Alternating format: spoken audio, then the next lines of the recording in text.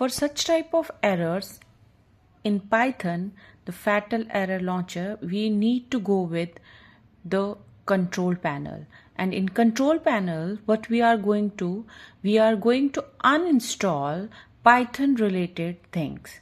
So take your cursor to the control panel and click on the programs uninstall, where you will remove the Python exe files. So you have installed earlier Python, so uninstall all the exe files from your system for Python.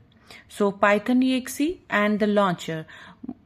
Always remember that you have to uninstall the Python launch also. So uninstall all the exe files related to the Python, uninstall them once, and after uninstalling everything, what you have to go with, you have to install the Python again.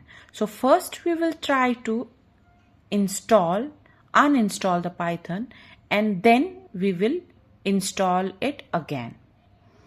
In this process, what you have to always understand, the basic thing about how to install and how to uninstall the Python. So first, to skip the video, what I'm going to uninstall each and everything first, and then I show you the rest of the things. Okay, so just uninstall your all Python related exe files and return back to this window again.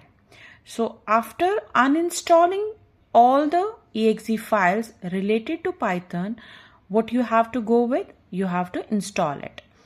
Now the question is, where from I install it? Then after uninstalling, you have to install it through the python.org file. So go back to the python.org, where you will find Python related things. Click on the downloads. You can download it from the download wala button, or you can just click on the download Python manager.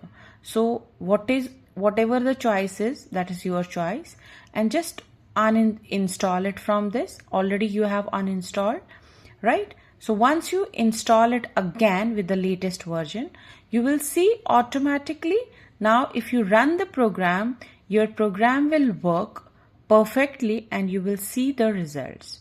Earlier when I was clicking on pip install numpy, it was showing you the error. Now it will not show you the error for the pip, because already pip is installed in this window, and now I will be able to run this program.